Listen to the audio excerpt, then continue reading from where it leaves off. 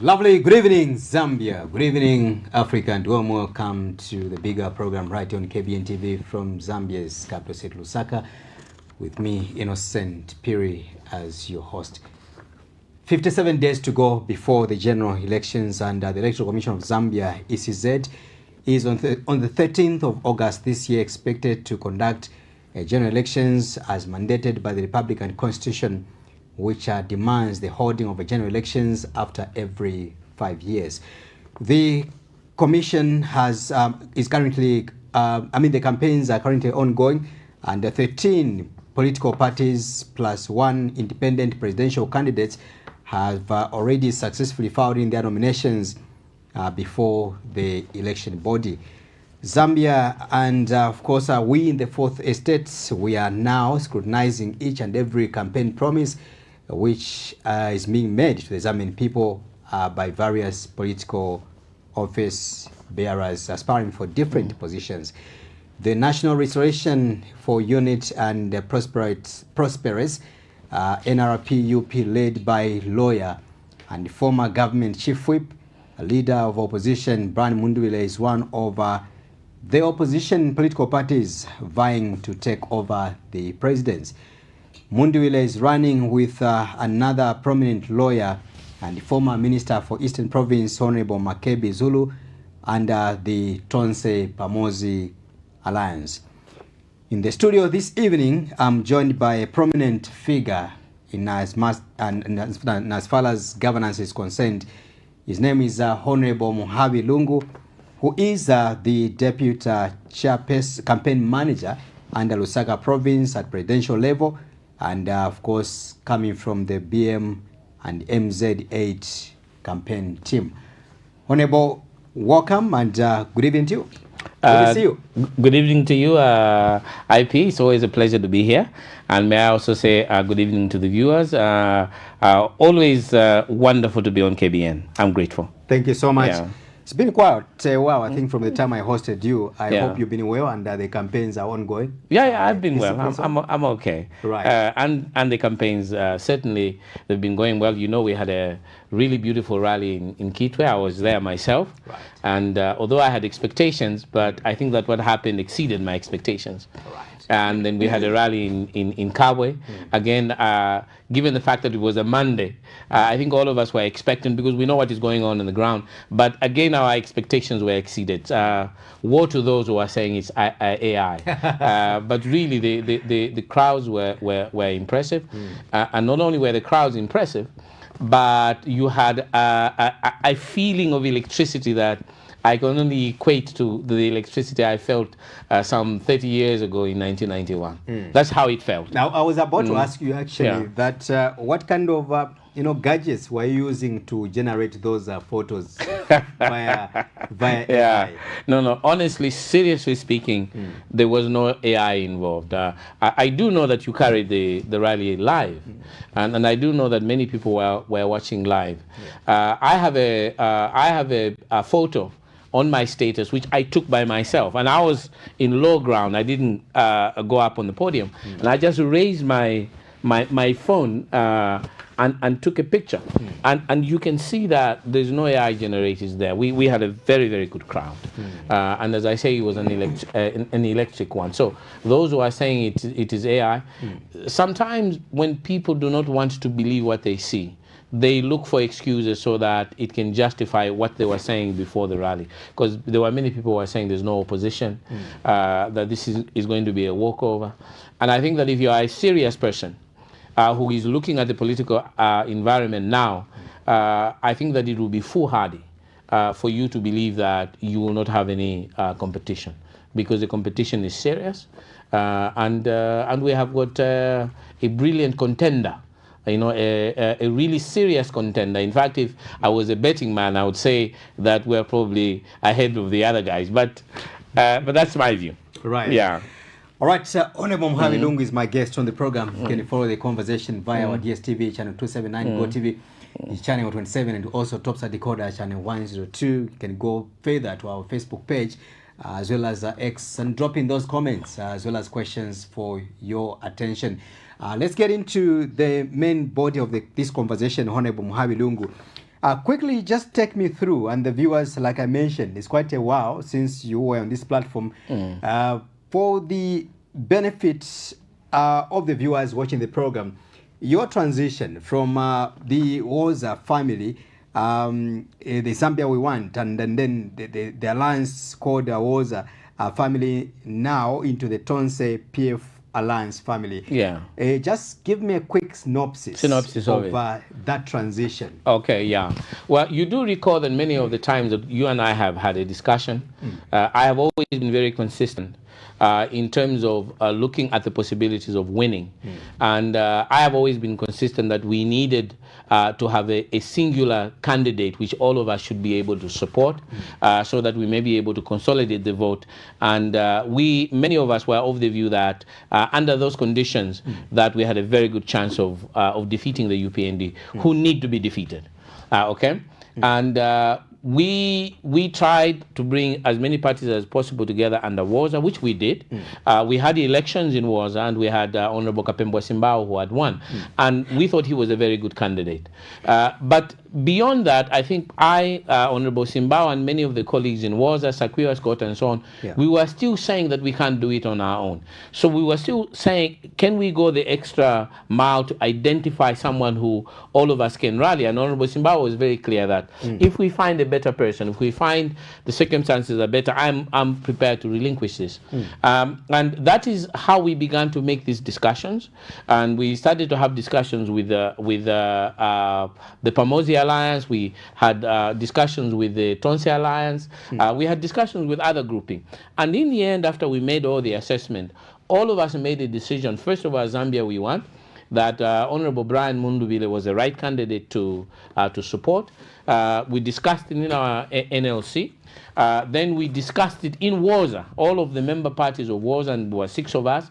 And again, we said, look, if we look at the horizon of all the other political players who are saying that they want to offer themselves for the presidency, again, when we did our due diligence and looked at the expectations that we had, looked at the presidential people that we had selected, we said this is definitely the best person to support.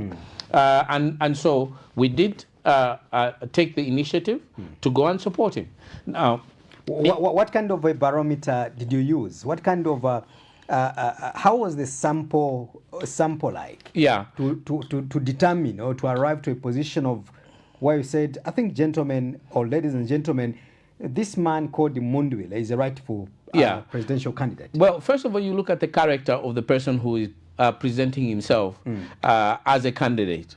And when we compared his character, and later on I will talk about that character, but just generally, when you look at the character of people that are presenting themselves, you are able to assess, and we did a due diligence, is this the right person who we think has got the right temperament for leadership?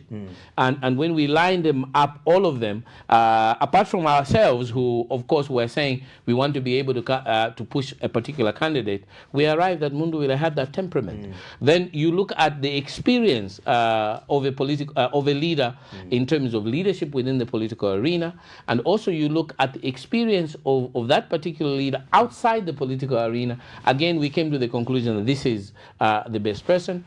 You look at who is in pole position.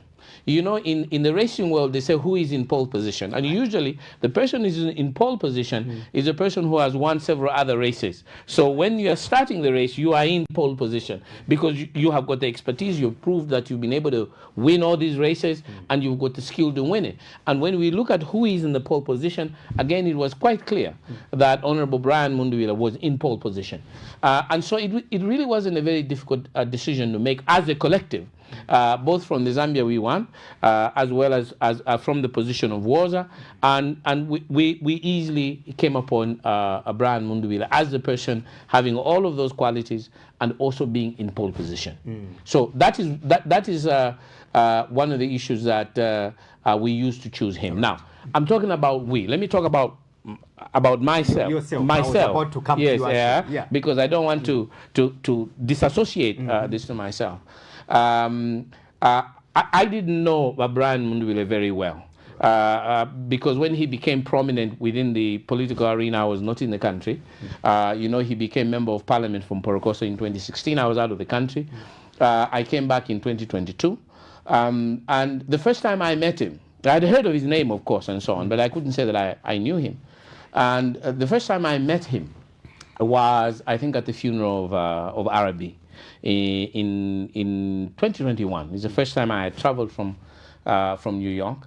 And he sat in front of me. I think he sat 2 rows in front of me. And at that point, I couldn't say I could recognize him. And at some point, I think when we were now leaving, going to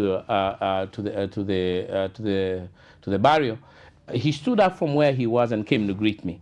And carried on a discussion with me. And of course, being a politician, I carried on. I could see that this is someone prominent. And so, we just chatted. Now, I figured that it must be him, but I wasn't very sure. And I asked a colleague of mine who was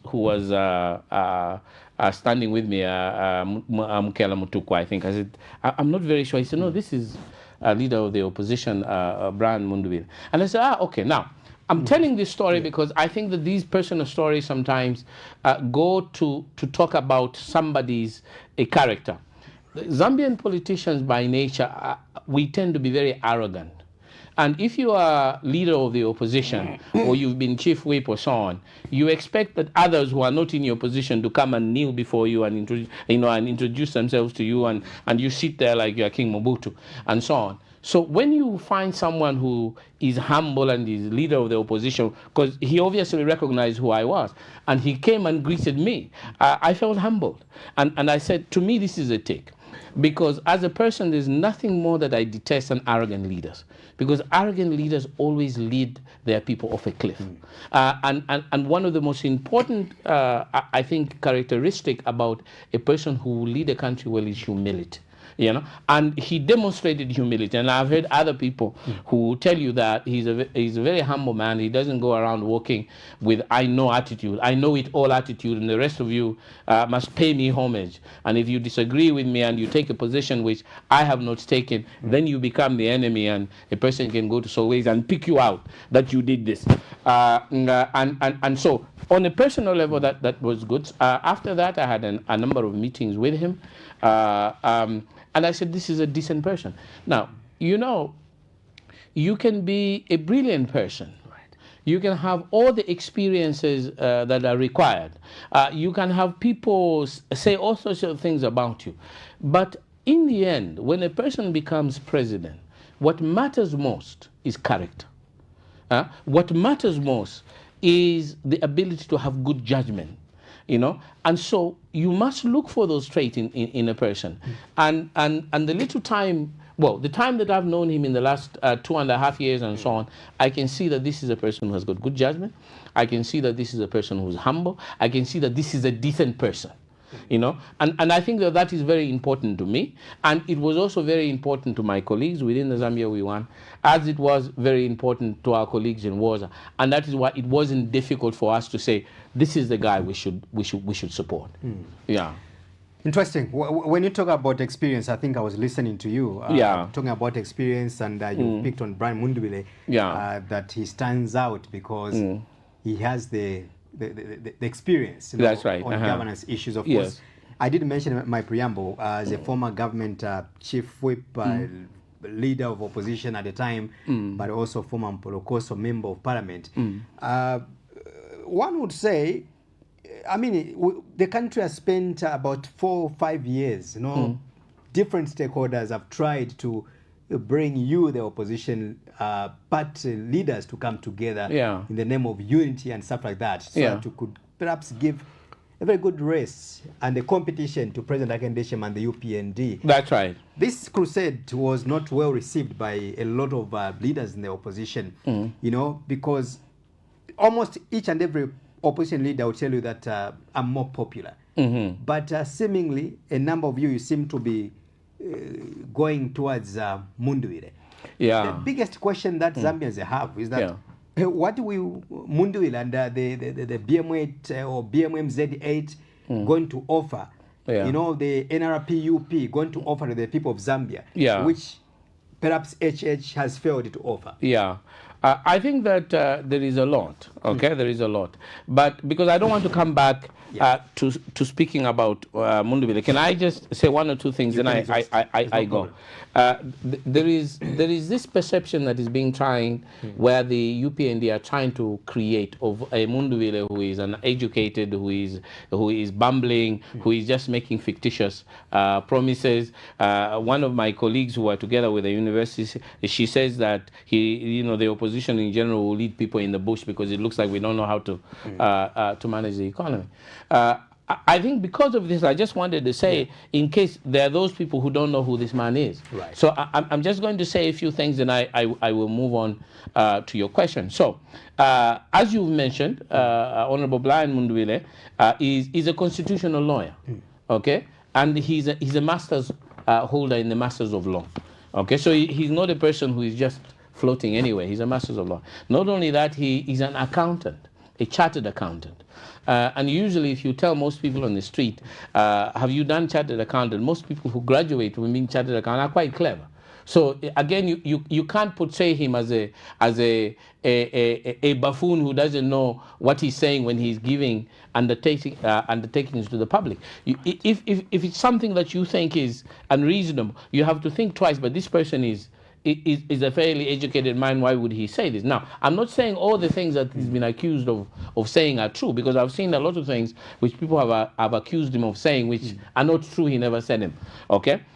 This person has been a seasoned legislator, So some of the issues of legislation include the fact that he's been member of parliament for Mporokoso since 2016.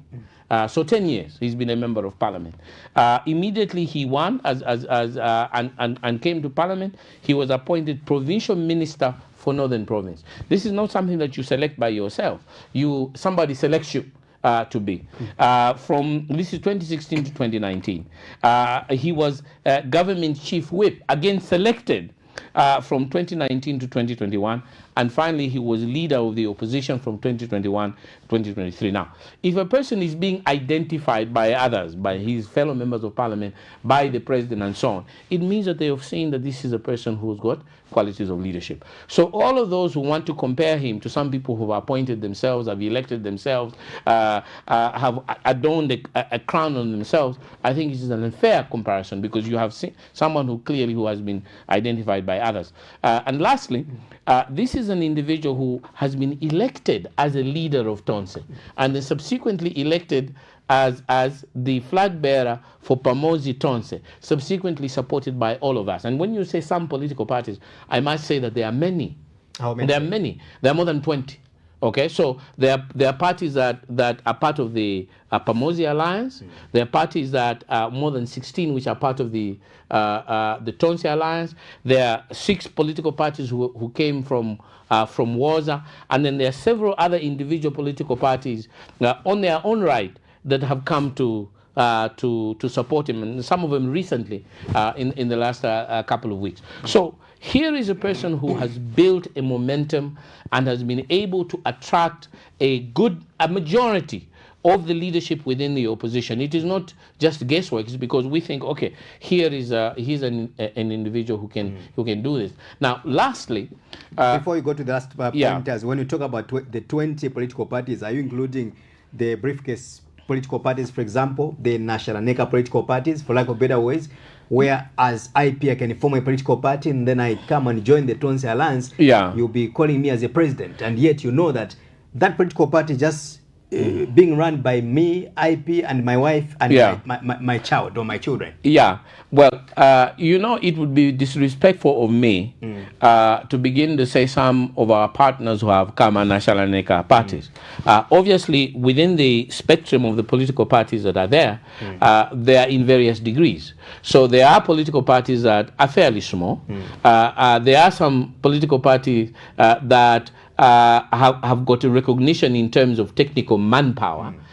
There are political parties that have got very experienced people who have been in government. But I think that the idea here is that there is a recognition from even those who wanted to be president, to all those who wanted to contest, who have said, maybe it's better for me to stand down so that we can all support someone who we think will have the gravitas to do it. So even in that situation, I think that it is a bonus.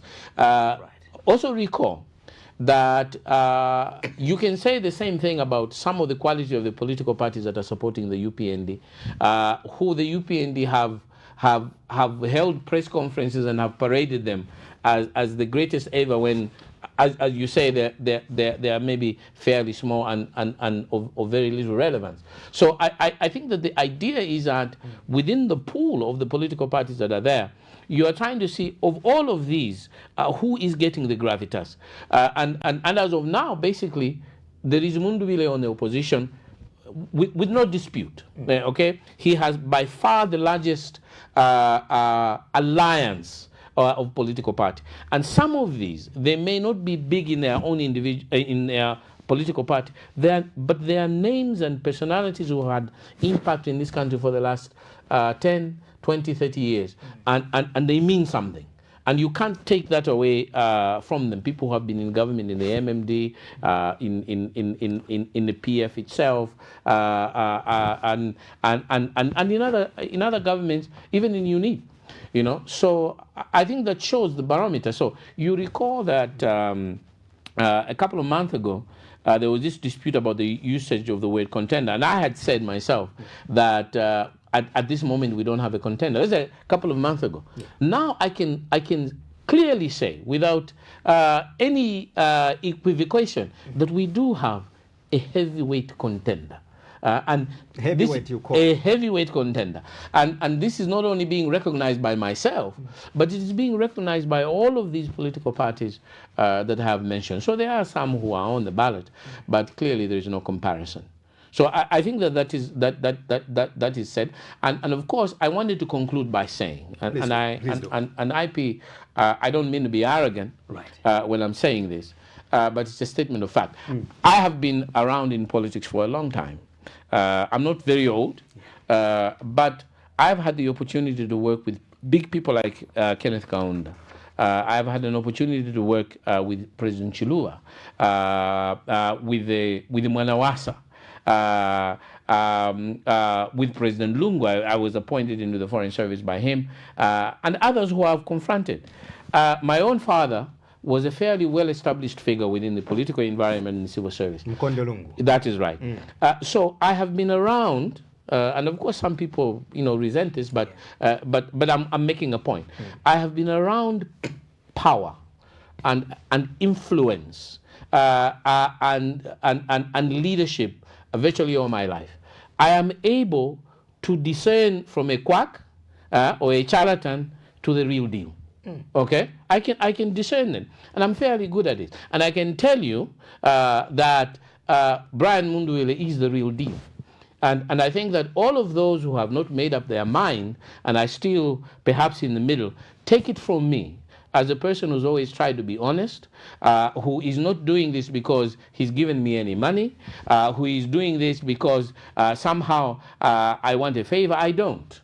I believe that we have an opportunity here to be able to set things correct, because many things have gone wrong in our country, and I'm in total belief that the vehicle to do this is Brian Munduwile and his running mate Mujabi Lunu, who I have known a lot longer, of course, than I have known Honorable Brian Munduwile, but I've known Mujabi Lunu for a long time, and I know him well, and I think that this is a powerful team. Brian Munduwile and Mujabi Lunu. I think that with all of us that are supporting him, there is no match in the opposition. And I think that we have infinitely greater skills than anything that they have in the UPND. So come on board. This is serious. This is moving. This is rolling, and many of our policy were policies which people are perhaps not very sure will become very clear as we proceed within the next couple of weeks. What do you make of what message do you have to your fellow opposition political party leaders that have are still delaying, or those that have vowed not to join you and Tonse, Pamozi, PF Alliance and stuff like that?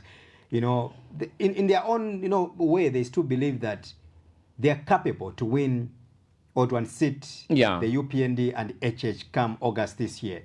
And I will pick some messages, of course, which have been running on the street. Others are saying, you you cannot be doing the same things. The PF were in power yesterday, and some of these faces you want to re-elect into office or to elect into office, they were there before. Why not bring in a different face altogether? Are you trying to doubt their capacity or capability to unseat or defeat HH?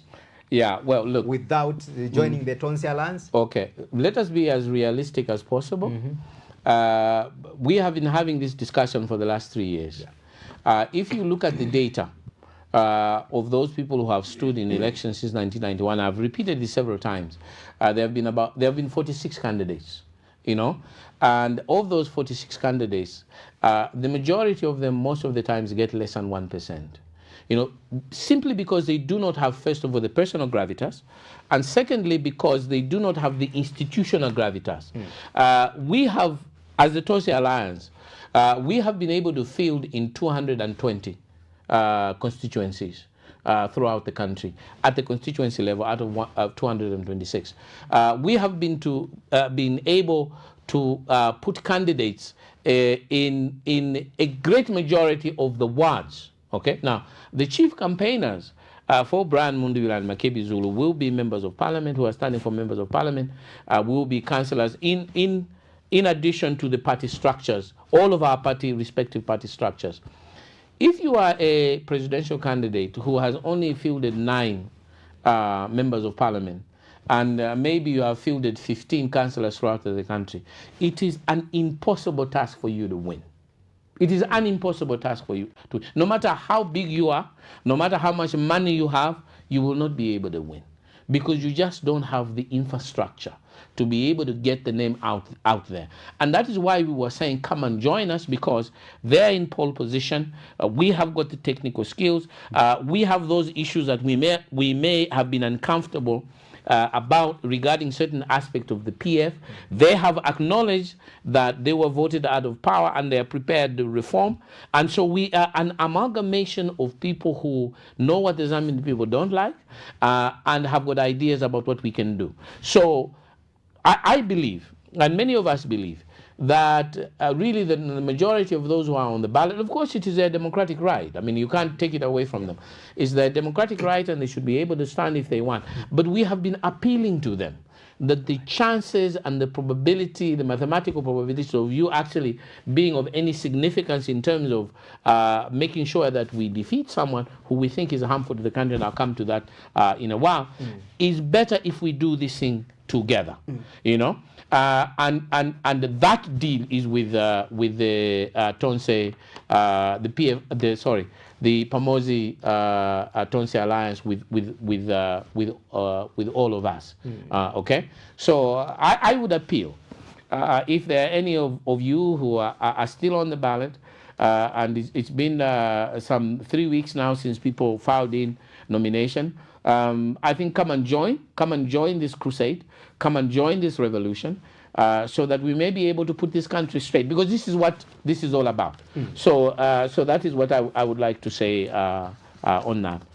Right. Now, you had asked me a question about what we're going to do. Correct. Can I go through, or maybe you want to ask it? No, let's dive into that, because winning an election is one thing. Yeah. But the biggest challenge and the worry of many Zambians is when we elect you as leaders, what are you coming to do? And permit me to borrow some of the remarks of President Hakainde Hichilema, and I will adopt those words as my own, where he's challenging some of you that I do follow sometimes the conversation, the political space, where some people are insisting that they want to come back. You want to come back to do what?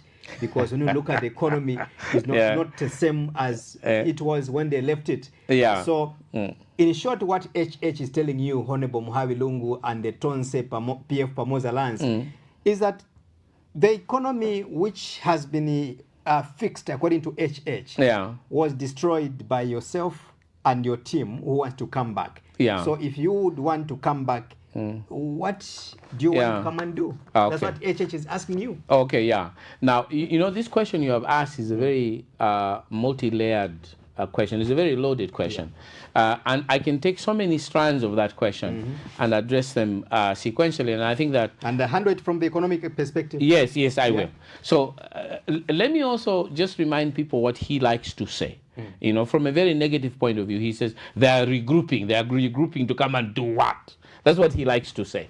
And I want to say just two things about regrouping, because he has put it within the context of a very negative, as if to say those criminals are coming to regroup. And that's the insinuation he wants in order to frighten those people who are in the middle, who are neither Zambia We Want or UPND or PF or whatever, those people who really sway. The idea is to try and frighten them. Now, regrouping is not a negative word. The whole essence of democracy in the world over is when a political party loses office, it is supposed to regroup.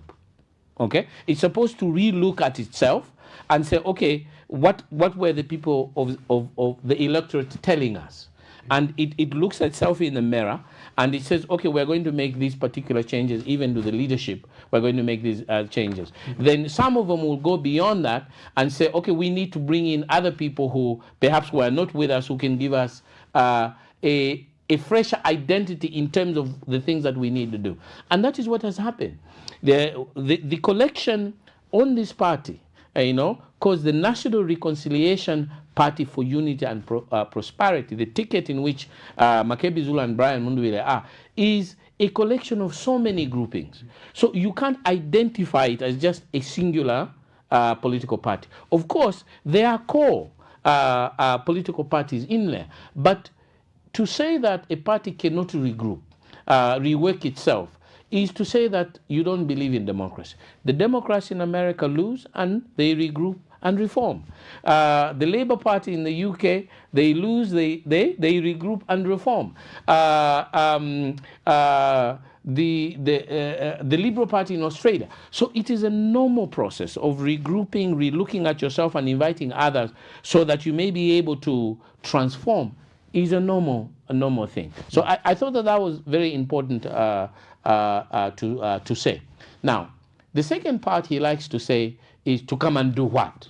Now, I would broadly, we are coming to do three things, which we think have gone terribly wrong in this country. Okay, the first thing that our alliance under the National Reconciliation Party is we are going to bring back unity in this country, which the UPND have divided us. We are going to bring back reconciliation, as the name of the party says, of all the ethnic groups in the country which the UPND has divided us. We have a situation in this country where people feel excluded, and we've said this thing before. We have a situation in this country where some citizens feel that they have got a right more than others. We've got a situation where people are frightened that if they complain that I'm excluded, then you are charged with a hate crime. This country has never been so divided as it has been in the last... How has the UPND divided this country so that you are not misunderstood? Yes. Yeah. They have divided on many levels. One, they have divided us on between the haves and the have-nots. They have tended to support foreign interest over domestic interest. And those of us who are in the country who feel that they are Zambians feel that we have been left out of the national cake, because the concentration seems to be them out there and their business instead of ours. Now, we're not saying we're going to be against foreign direct investment and business, but there is a feeling within the alliance, all of the alliance members, that we have to look more and more towards empowering the locals and the Zambians. So that division will be made.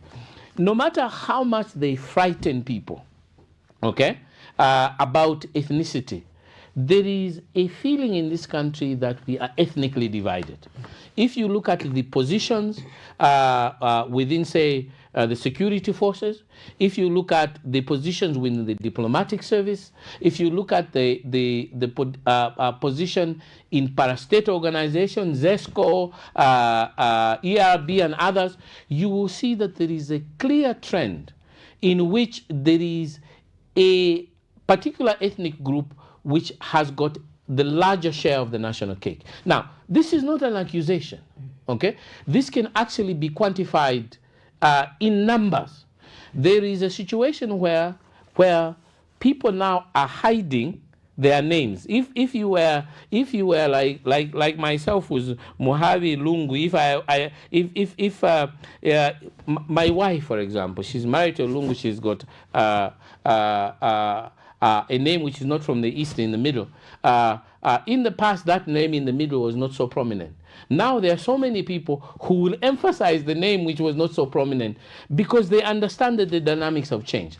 There are those who then said, okay, now that I'm a Lungu, maybe let me reduce this Lungu and make this other name prominent. I tell you, IP, that I am very, very blunt about this. I am not afraid. I am not afraid of people who want to come and arrest me for hate crime. There is nothing hate about this. There are many, many people in this country who feel that they do not belong because of the names they carry or from which province they carry. And that sort of feeling was a feeling which was being expressed by many members in the UPND prior to 2021. Now, instead of equalizing it so that we all feel that we are a part of Zambia, it has been flipped. Now the boot is on you because you are doing it to us. And even though you are doing it to us by this degree, we are going to do it to you by that degree. As I can say to them, I am prepared to give facts. If somebody wants to come and challenge me here, I can give those facts. And many people, that is not how to govern a country. That is not how to govern a country. In past, we were one Zambia, one nation. The PF brought back the saying, one Zambia, one nation. The idea was everyone to feel that we are whole. We are not against any ethnic group. Not at all. In the Pamosi Tonse Alliance, we will not be against any ethnic group. We will not go to revenge anyone. All of us, from the north to the south, to east to the west, we will treat everybody as a Zambian who are to be considered as the priority because they are Zambian, not because they are Caribbean. So that is what we're going to do. The first one I said to you is that on a holistic level, on a more general level, we will bring unity and reconciliation to this country and to the development of the national state. That's why the party that we are standing for is called National Reconciliation Party for Unity. Unity is deliberate and prosperity. Because before prosperity, there is unity. Even if you ask me the economic question that they are saying that they're growing the economy by leaps and bounds and so on. Let us true, it is true that the economy has grown by leaps and bounds, which is not true. But of course, there's been some growth. But the impression that we were given is that these 5 years will be the greatest development of all African countries. That's what we were told, that it will surpass, it will be like a miracle. Let's assume it was true. If I don't feel that I'm a part of those who are sitting at the table, that economic growth doesn't mean anything. It means squat. If I'm not at the table and I cannot be at the table because of other exogenous, it means nothing to me. I'm excluded from the system. And so even if, let us say, the economic fundamentals are bright, economic parameters are not the only basis upon which people vote. People also vote as to whether I'm included in this. So we are going to bring back one Zambia, one nation, truly, and we will accept that there were some difficulties which previous governments created, which must be rewritten. We will ensure that those things that have been written by this government will be rewritten so that this country could be truly one Zambia and one nation, and that someone from Luapula can go to Eastern Province and feel at home.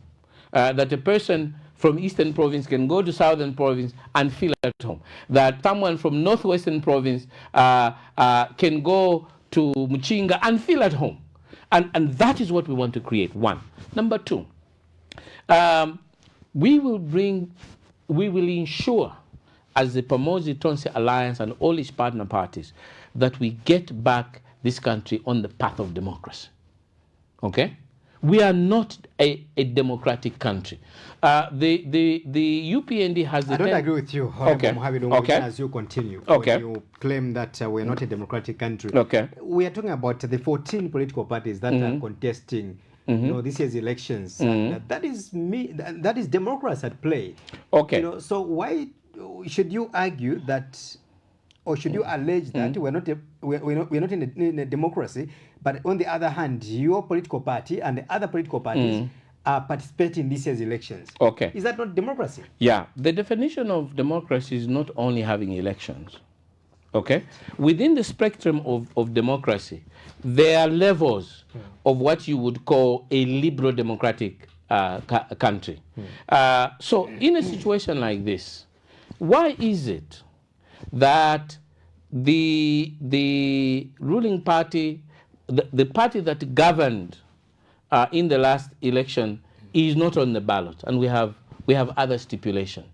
Because there was every attempt to ensure that that political party does not file in as a political party. Why is it that the Zambia we want, for example, is part of an alliance and did not file? Because there was every attempt that even parties go through a democratic process, they cannot have their names registered at the registrar of society for whatever reason. Today there was a court ruling. There had to be a court ruling in the Supreme Court to allow the Socialist Party to be on the ballot.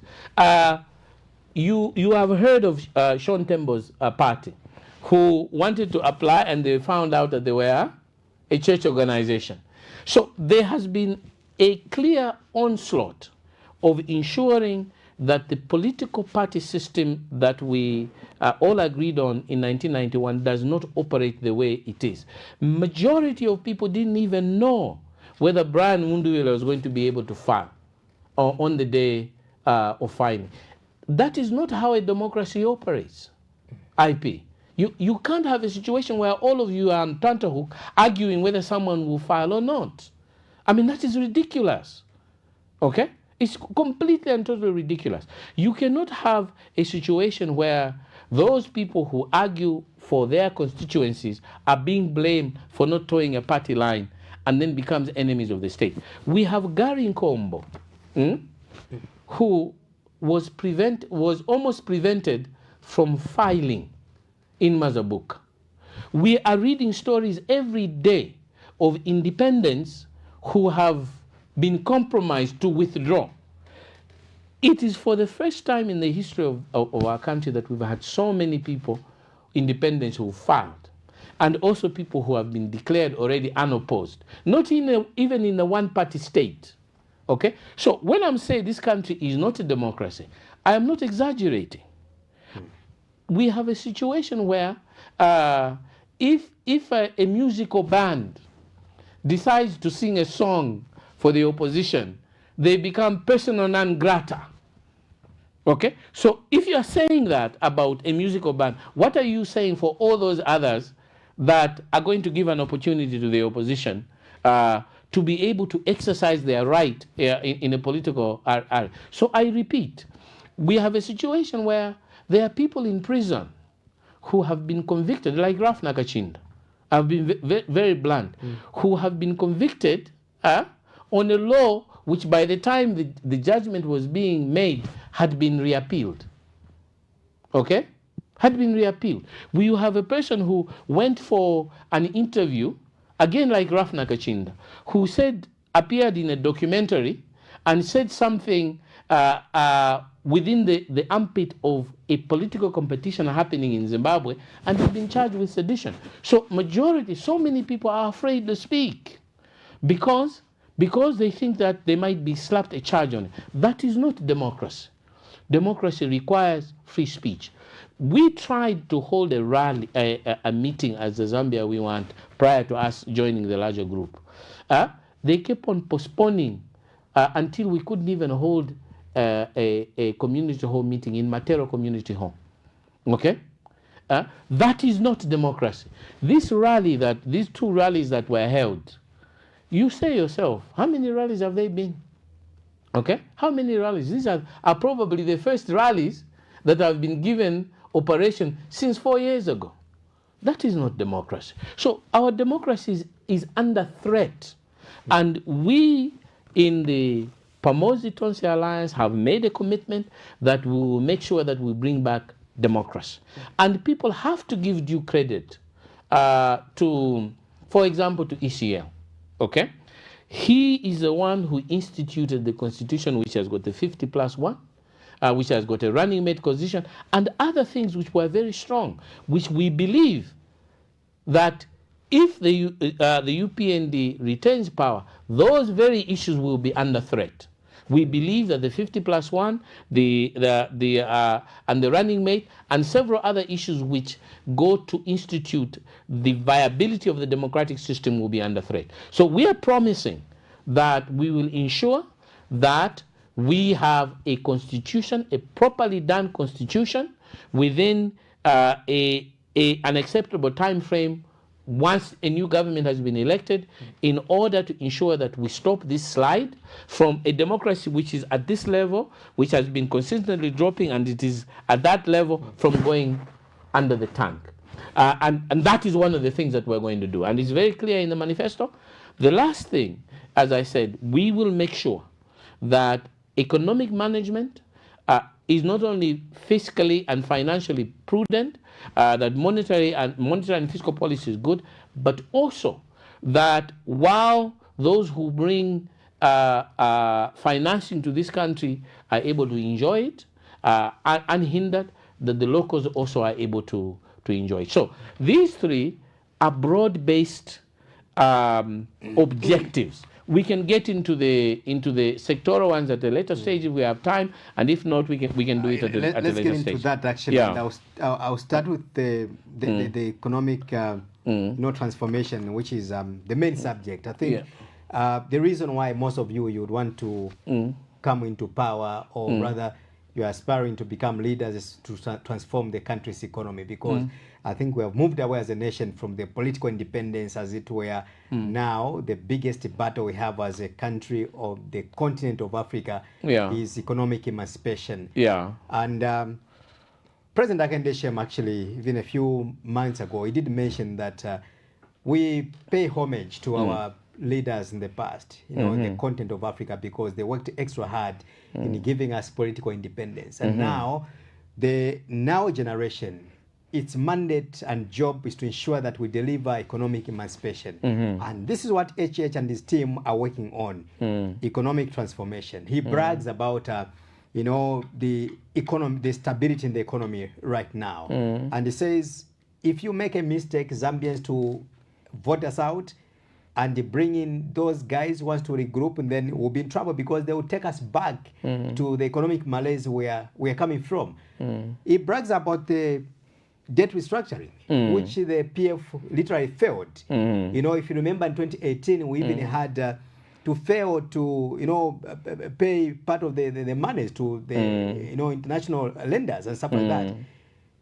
And the question is, there's a person here who has achieved the debt restructuring in the first 3 years, 3 years. He has delivered all that. Why should you come in as a Tonse Alliance when most of those members, most of you, the members who are in Tonse PF Pamosi Alliance, who were in government yesterday? Okay. What are you coming to do? Okay, so to fail again? Yeah. So in a sense, I've already answered the question about regrouping and what we are going to come and do. Correct. Because some of the things of that. Yes. Now let me zero in on the issue of debt restructuring. Debt of restructuring, yes, which you have raised. I have to say that not only I've been a politician, but I've also been a technocrat, and I have had some experience in these matters to do with debt. When we had the HIPIC program in 2005, I was at the Ministry of Finance at the time, and I was part of that process. Now, the way the UPND are touting the issue of debt restructuring, that it has been the greatest of achievements, is, in my view, like a person claiming victory after others have already started and they are almost crossing the Rubicon, and then you come along at the very end, and then you achieve it, and then you say, it's only me who have done it.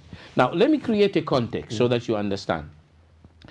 First of all, there is this accusation that the economy was bad in 2021 and 2022 simply just because of incompetence of the PF, okay?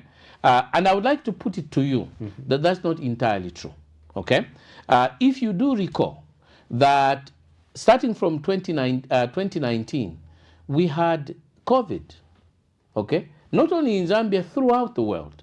And all of the economies at the end of 2019, 2020, and mostly 2021 had experienced significant economic downturns.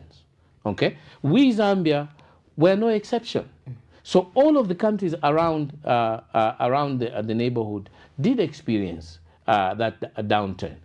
So I think that some of the lack of economic growth and perhaps lack of robust economic growth must be understood within those terms. And it can't only be an excuse which is relevant to the UPND. When they came into government in 2022 and 2023, they were saying that the reason why they've not been able to achieve the economic growth that they were going was because of what? Because of the drought. That's what they were saying. This drought that we've had is the greatest drought in 100 years, and therefore you must give a justification of why we have not done. Now, the default on the debt was partly in relation to the circumstances that were going on at that particular time. I'm not saying all of it. I do not want to give the impression that there were some, I think, limitations on the basis of the government that was in power at the point. But you have to consider this now. When the default was made, the process of trying to negotiate for a debt restructuring was actually started when Honorable Mutati was Minister of Finance, okay? And the process had been going towards restructuring the debt. Now, the realities of debt restructuring at a country level are such that the lenders, whether they are bilateral lenders, multilateral lenders, or commercial lenders, the propensity by all of those lenders, since we had one of the earliest debt crises in 1980 with Argentina, is that those lenders do not want the country involved to default to the extent that it is unable to pay back their debt. It is in their interest to ensure that the debt is restructured so that the country is put back on its stability, regardless of whether the reasons why economic growth and the default were external or internal, that they will be able to pay back. So the point I'm making is that, and this is fact, even if the UPND had not won, even if the Patriotic Front had won in 2021, the achievement of having the debt restructured would still have been achieved, because it is not in the interest of the lenders to allow the country. Which country defaults? There have been countries that had the debt to GDP ratio much worse than we have it. Now, that is not to say I'm saying a country should fall in debt or that country should be able to default. But the rationale of touting debt restructuring as your greatest achievement in 3 years is, I think, what I would say, it is an argument that should be put to unlearned people that do not know how to structure a debt. Okay? Do we give them some form of kudos for doing it? Certainly. Whenever there is a change of government, the expectations of the lenders is that because there is a new group of people, maybe we can deal with them in a better way than those others in order to restructure the debt. But the achievement of that structuring itself should not be touted as the greatest achievement of them, and that if it wasn't them, they could not have done. That is just wrong. Okay, that is just wrong. So I think that, I hope I've been clear on that. The debt would have been restructured anyway. And you wouldn't want the UPND to continue from where they are today and proceed further? No. You wouldn't want... No, that is not what I'm saying. Catch my argument. I am saying that you cannot say that we are the only ones who had the capacity to structure the debt. Right. Okay, that's what I'm saying. That other people who given the opportunity to talk and so on, would still have restructured the debt. That is one. Earlier on, I talked to you about the argument of each political party that reforms itself when the general public say this and this is wrong. And now, you have said all of you are coming back. Now, look, Honorable Mujabi Lunu was not in cabinet. Okay? He was a provincial minister. Okay? Honorable Brian Mundubile, our flag bearer now, was a provincial minister in the northern province. In all political parties elsewhere in the world, those who may take the blunt of not being part of new things are maybe those who were directly in charge of the people who were in power. You can't say that anyone else who belongs to that political party or is in the party group can never come to be part of it, because as advisors, sometimes people who are in the outskirts of a political institution do give advice. Maybe this is what you're doing is not correct. But because they do not have the influence at that point to influence directly policy, their advice may not be listened to. But because they were within the grouping, they understand what went wrong. And they may be able to understand what else could be done correctly in order to adjust the situation. Right. And this is the situation that Honorable Brian Mundubile and Honorable Mujabi Lunu are in. There are people who were within the parameters, and then there are all of us who have come in who were not necessarily the core team of that team. Now, of course, you can't also say that everyone from the core team should be thrown away. Obviously, there are others who perhaps were directly responsible for not heeding to the advice of how to manage the debt process itself, who you can say, okay, this one put aside. But you can't paint everyone black. That is not how society goes, even within a family. Sometimes all of us are a part to something going wrong. And within ourselves there, we say to ourselves, okay, during the leadership of this and this person, you stay aside, these others can go. Let me make just one more conclusion on this. Yeah. And I hope that next time we have the opportunity, we can go into greater details. All right. Look, the person who is elected directly by the people of Zambia on that ballot is one single person who becomes the executive of the republic. And all of the decisions that are taken in regard to governance, ultimately the buck ends with the person who was put on the ballot as the president. Okay? Now, you cannot say that I, as Muhabi Lungu, if I was elected president of Zambia, will behave exactly the same as my father behaved when he was the president of the republic.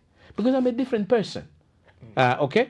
And the whole essence of the democratic process is that every individual who has been given the opportunity to govern will bring his character, his experiences, his judgment of value to this situation in a different manner. Okay? That is not to denigrate the person who was there before. But a Brian Mundubile, okay, maybe let me turn it. If Gary Nkombo was made president of the UPND, his decisions and the way he sees things within the UPND would be different from HH, even though they belong to the same political party. You can't say, no, because Gary was also, definitely he will make the same decisions. He won't. What a person does, he says, okay, if HH made these decisions, he may be able to say, decision A, B, C, D were good decisions. I can keep these decisions. I mean, the great HH made this decision. I'm now Gary Nkombo has now taken over. I think that these are the good things. So, Mundubile will be able to say the same thing. He will be able to say, you know, Lungu, in these matters, he was very good. He did A, B, C, D. These were very brilliant. Gary Nkombo might be able to say, but these things that HH did, A, B, C, D, no, I think that maybe these ones I'll do them slightly different, or maybe I'll take a different. The same thing that Mundubile will be saying. That is not to denigrate. That one is there. So again, what I'm saying here, IP, is that to use the argument that because you are part of an organization and this organization behaved this way, that you, if you've been given the opportunity to govern, or the decision will be made like that, that is completely wrong, because people are different. Right. Okay. Just take a minute to comment on one important aspect, and that is, this question is coming from one of the promises which were made by your leader, Honorable Brian Munduwile, in Ikito, where he talked about promising the small-scale miners again that once you elect us into power, we are going to give you back some of these mining dump sites.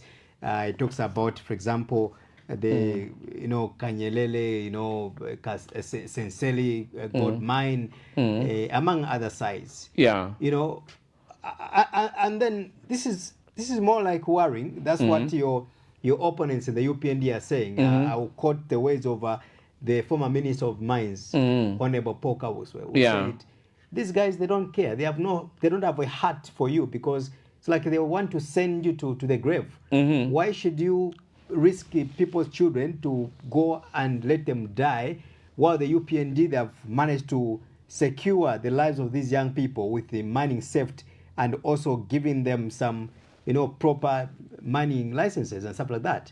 Okay. Yeah. What are you trying to promote in that regard? So what that statement mean? Okay. Meant? All right. Now, before I go to the undertaking itself, let me put it in context of what is already happening. What was undertaken then, and what is happening now. You do recall that HH himself, before he was president, held a meeting at his house, at Community House, with these small-scale miners, and undertook great things, okay? And he was convinced that he will be able to do them, and they were convinced that he was going to be able to do them. When he got into office, he reneged on almost all the things that he undertook to do there, okay? So much so that a couple of months ago, when he went to address a meeting in Chingola, that there was an incident which we all condemned. Okay, you recall that, eh? Because the information that everybody got was that the undertakings that were made by the government were not fulfilled. So what I'm saying is that you can't say what this Pokawisa is saying, that they have fulfilled there, therefore those people are now in heaven, because they are not. They are not in heaven. They have complained about the treatment that they've received, not only on the Copper Belt, they've also complained about the treatment that they are receiving in Northwestern Province, where there have been riots and people have been shot and killed. They have complained. So don't create the impression that the problem has been solved and therefore it has gone away. So President Munduwile's undertaking was in recognition to the fact that those issues have not been dealt with. And the undertaking to say that we will look at this and look at the possibility of ensuring that some of the decisions that have been made are reversed so that you can have greater participation in it is not an impossible task to give. If you are honest and you are able to understand the parameters which have been outlined in order for you to do that, so that you can be able to assist those young people. The issue to do with Black Mountain, again, was undertaking that was given by the current government. They turned it over and gave it to others. So the idea to say that in those areas where there are dump sites which have been identified, and I'm not an expert myself in this dump site, so I can say I can choose to say some ignorance. But what he was saying is that in those possibilities where we can create a scheme in order to ensure that the young people benefit, that we will do it. Right. Okay? Now, that of course will require an in-depth study about how best to do this. Right. But this is an undertaking. It is in a sense a manifesto, and you can't say it's unrealistic because it is doable. Right. Okay. Yeah. So that is. Let's just say about 6 minutes, then we go, Honorable Muhabi Lungu. But I want us to turn to the screens and watch these two videos later on. We will allow you to give your comment around these two videos. Mewondi me first president munomujihi yakuwa na 4 years 10 months ndabelega. I have not been paid a salary. I don't get a salary. I'm here to work for the people of Zambia. mebondime first president munomujihi yakwana 4 years 10 months labelega. I have not been paid a salary. I don't get a salary. I'm here to work for the people of Zambia. Let me say it in English. I am the first president of Zambia of the 7 presidents who does not receive a salary. I'm a missionary. I came to work for the people of Zambia. We love the people of Zambia. Materera, I call myself a missionary. Ndagalonda kulanga bana benu. That's why twagaleta free education. That's why twaleta CDF inji. Bana gaba iya gaba kalama des. That's why twagajita employ my teachers 45,000. No other government has employed 45,000 teachers in 4 years, 10 months. Konyina. Rich Busy, Mozegeta, and many others were our headlining artists. It's a known fact that Chester performed at the Quimbo Music Festival under the Ministry of Arts. It's a known fact that Chester, Rich Busy, Mozegeta, and others performed at the launch of the Tonse football stadium. And this was just about a month ago under this ministry. So we have had engagements with our artists. They have derived opportunities from this government, financial ones, because when we engage them over these services, we pay them. We pay them. So therefore, we do not disenfranchise, because there are several other artists in this country who perhaps have never performed for this ministry. They've never performed. They've never derived a stipend, an allowance, or a payment from this ministry, but they're out there. They've never qualified. And if they have, we didn't hear about it. So now, that's the position of this ministry, that we have not segregated, discriminated, ostracized any artist for whatever form of fashion, whether it's political, whether it's spiritual, whether it's whatever you want to call it. We haven't done it. We haven't banned anyone. Okay? That's one position. Now, this one is just an opinion.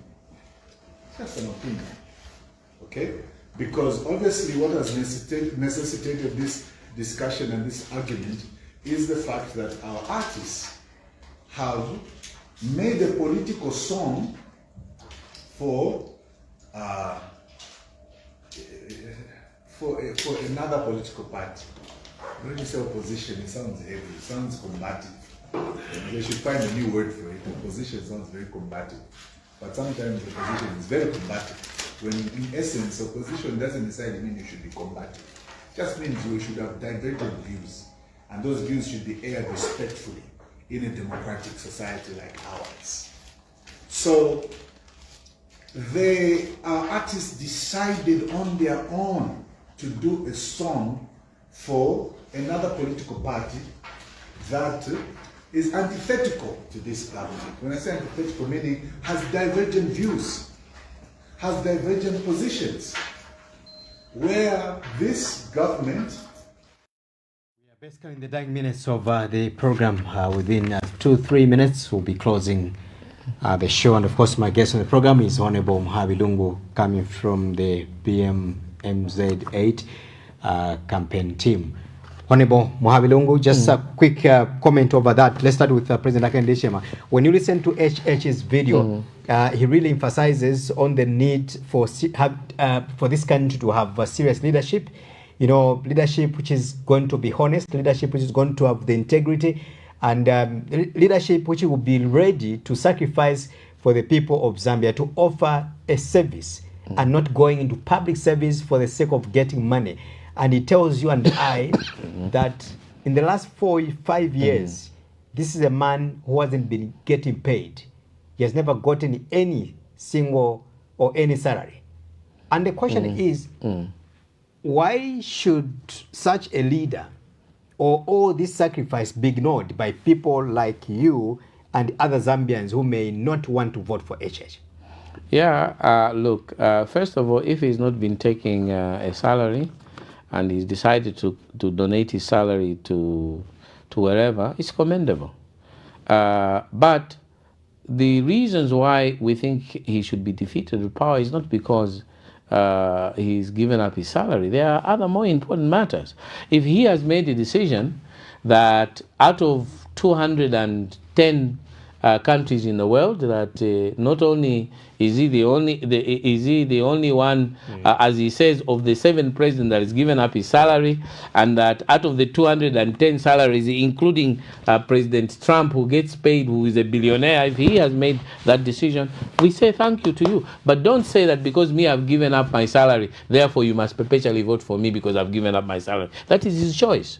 Okay? Majority of people do work, and work is supposed to be remunerated. And in fact, for me, I might even say that it might even be dangerous to have a person who says, well, I don't need your salary, therefore I can do what I want. The public service is supposed to be public servant. You are servant of the people, and we pay you. So that that even if you volunteered not to pay us, if you don't do what we are saying, you can't use the basis that I don't get paid as a basis why we should keep you in office. Okay, so I think there's a misnomer, but as I said, if he's given up his salary, we say kudos to him, but that shouldn't be equated to him continuing in power if he's done wrong. Secondly, also I think that we should not be taken as if the whole collective of all of us who have been professionals cannot see behind the veil. Okay, let me give you a foreign example, and I'm not giving this as saying an accusation that is what he's doing. Right. Okay, I'm giving it so that they don't say that I'm making insinuation. Within the United States, and I can say this because America is a democratic system, people say things like that. There are those people who are saying that President Trump, for example, uses the presidency in other areas to be able to promote his business. Okay? That his children may be doing business elsewhere. So that the salary of the president in itself may be inadequate. But because you are the president and you have got businesses going, that you are a beneficiary, much more than your salary. Our president has said that he's a businessman. Okay? He has declared his assets to some people, not to the rest of us, when he promised that he would declare every year his assets, and we have got no capacity to determine whether his assets have ballooned by this much or this much or this much. And if they've ballooned by this much, we have a right to ask, how have you been able to do that? He asked this question to President Lungu, if you remember. Okay? So you can give up your salary because it may be inconsequential to the other privileges and pecuniary advantages that you receive because you are the president of the republic. So I think that the Zambian people should not be treated as people who are naive or as they use in vernacular language, that we're all dwanzis, that we should all just say, oh, because of you've given up your salary. I mean, I really, honestly, I think that we should not be reduced to this level of low level of intelligence. Okay? So, I mean, that is how I put it. I know he may take offense, but I'm not insulting him. I'm just saying if he's given up his salary, kudos, but we know that there are other issues that are involved. Quickly, your comment about what is going on in the country, the Halabalu, which has come about, the song, the performance of Rich Busy and also Chester at your rally in Hitwe, as well as Kawe. Yeah. What is going on? And maybe my question would be, how do you plan to treat these artists, musicians who are in this country? This is why earlier on I was saying that we have no democracy in this country. As I said, it may sound outrageous, but here are government officials which are holding a press conference trying to justify why they are excluding certain people because they sang a song for the opposition. So what about businesses? Assuming a businessman gives a business to the opposition. Does that mean that government cannot give him a business? And if that is the position, do you believe in democracy? If a private businessman is going to give a donation for a campaign to an opposition, and if you find out, then you will cut him out from government business because they've shown that they've given the business there. So this whole issue, as I referred to you it is not fair. Those artists have got a right to support and sing a song regarding Mundubile if they've been paid for it, or even if they're just supporters. They also have a right to bid for other products which government is advertising under UPND. It is their right. If you say this is a private sector, you can't exclude them, because it means that what you are saying is that anyone who shows any form of alliance or connection or relationship to anyone in the opposition are to be treated with suspicion. Right. That is what you're saying. But IP, let me just say one other issue which I think is very important. I wanted us also to discuss the issue of the manifesto, because some of our colleagues, my good friend Laura Miti, Dr. Hawazok, and others, I've read articles, are saying to the public that that there is no manifesto. And I just wanted to say that with all due respect to all my colleagues. And also the president the other day, he challenged the opposition that we are still waiting for the manifesto. Yeah. With all due respect, let us learn to be kind to each other and to be honest. There is a manifesto. In fact, we have more than one manifesto. Right. There is a manifesto for the Tonse Alliance. There is a manifesto for the Zambia We Want, which we launched, and the Tonse Alliance was launched. There are manifestos for the various political parties that have become members of the alliance. And if anyone is honest, they will be able to find these manifestos and read that many of these political parties have actually made an effort to draw this manifesto. Because we have come together as an alliance, there has been an effort ongoing by technocrats to look at all of the various manifestos and come up with an amalgamation and choose the salient issues which all of us agreed we need to do this. For example, we are all agreed that the constitution needs to be dealt with. And almost all of the manifestos of Tonse, Zambia We Want, Pamozi, I know that the manifesto of my colleague, the name has gone, are very strong manifestos all around, and the team has been put together, and they are looking at this thing and looking to come up with an amalgamation so that we don't make the documents too bulky. So all of those who are saying there's no manifesto is inaccurate, it's wrong. There are manifestos and they can read them. You mean the comments of these experts, governance experts like Rola Miti? Yes, this is what I'm saying. And they are not being sincere. I'm not saying that they're being... In their opinions. No, I'm not saying that. That's what I'm saying with all due respect. I'm not saying they're being insincere, because I don't want to go to accuse Laura Miti that she's being insincere. What I'm saying is that perhaps she is unaware that there are manifestos. Right. Okay, because they are there, and you can reach out to them. Coplande, I was thinking of my brother Sebastian Coplande. He also the party which is now part of the Tonse Alliance also has got a very strong manifesto, and so a team, as I've said, of technocrats have been looking at all of these things, and within the next week or so, you will see that an amalgamation and agreement of all the various manifestos will be presented to the people of Zambia. And lastly, I want to say this. I have talked quite a lot about Mundubile himself as a person, and also of Mujabi Zulu with his expertise, which you also looked. Beyond those two people, there are so many former PSs, former ambassadors, former directors, and people who have been in government, as I said, in the MMD, in the PF, and so on, who are part of the ticket of Mundubile and Mujabi. To suggest that Mundubile and Mujabi are ignorant and don't have any support structures with all these technocrats is, again, I think, being unfair. It is being unfair on us.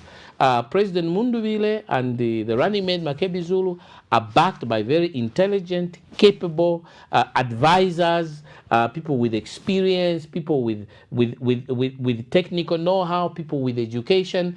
And you cannot say that if they've been given the opportunity to govern, that they will be at sea and they will take the economy in the bush. I think that is a punch below the belt, so to speak. But I just wanted to say that we are a serious group of people, that President Mundubile and Honorable Mujabi Zulu are a serious ticket, and we are moving on and crossing over, and we will cross the Limpopo, if you want, or the Zambezi, until we get over to the other side to govern for the people of Zambia. So I'm asking the people of Zambia to come on with us, be part of this dream team, and be part of the revolution for us to be able to rebuild our country and to ensure that you've got a national reconciliation party for unity and prosperity, together with all the partner parties like the RP and so on. All right, Honorable Muhabi Lungu, thank you so much for coming through. I'm very grateful. Thank you. I'm grateful. Fantastic. Thank you. Thank you. All right, we end the program. I've been speaking to Honorable Muhabi Lungu, who is the Lusaka Province Deputy Campaign Manager, presidential level, under the Brand and BM8 movement or campaign team. Thank you so much for joining us this evening. We'll be back again next week with another episode. May God bless Zambia. May God bless Mother Africa. Good night.